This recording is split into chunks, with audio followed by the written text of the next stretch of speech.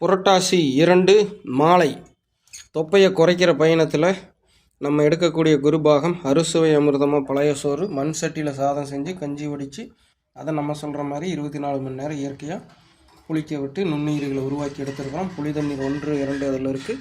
இது அறுசுவை அமிர்தம். கூட சாப்பிட்றது தான் ஹைலைட்டு. நிலக்கடலை தரமானதான், நம்மளே விவசாயியிடமிருந்து நேரடியாக பறிச்சுட்டு வந்தது. சரிங்களா? பறிக்கிற அன்னைக்கே நான் வீடியோ போட்டிருப்பேன், பார்த்துருப்பீங்க. 50 கிலோ அப்படியே ஒரு மூட்டை வாங்கிட்டு வந்ததில்ல. அந்த நிலக்கடலை இன்றைக்கி காஞ்சிருச்சு. காஞ்ச நிலக்கடலையை வறுத்து பயன்படுத்துகிறோம். மணல் போட்டு வறுத்து, டைரெக்டாக தீயில இல்லைங்க, வடச்சட்டியில் மணல் போட்டு அந்த மணலுக்குள்ளே முத்தை தொளிச்சு போட்டு அதில் வறுத்து எடுத்துருக்குறோம். ஸோ இந்த நிலக்கடலை, இந்த பழைய சோறு, பச்சை வெங்காயம், இதோ இரும்பு கடாயில் வறுத்து பொடி பண்ணியிருக்கிற கல்லுப்பு.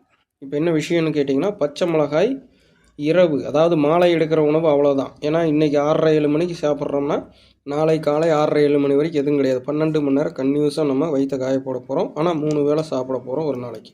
ஸோ தொப்பை ஈஸியாக டயட்டை மட்டுமே வச்சு கரைக்கிறதுக்கான ஒரு மிகச்சிறந்த வழி. நான் பல முறை குறைச்சிருக்கேன். இந்த முறையும் குறைக்கிறப்போ நீங்கள் டயட்டுன்னா டெய்லி அந்த டயட்டை சொல்லிடுங்கன்னா நீங்கள் உங்களுக்காக வச்சுருக்கேன். ஜெம்சியின் குடும்ப உறவுகள் தவறாமல் தெரிந்து வைத்து கொள்ளுங்கள். தேவைப்படுறப்போ உங்களுக்கு பயன்படும். ஸோ இன்னும் இந்த புரட்டாசி முடிகிற வரைக்கும் தெளிவாக பாருங்கள். பியூர் வெஜ்ஜில் வரிசையை வச்சுக்கிட்டே இருக்குது.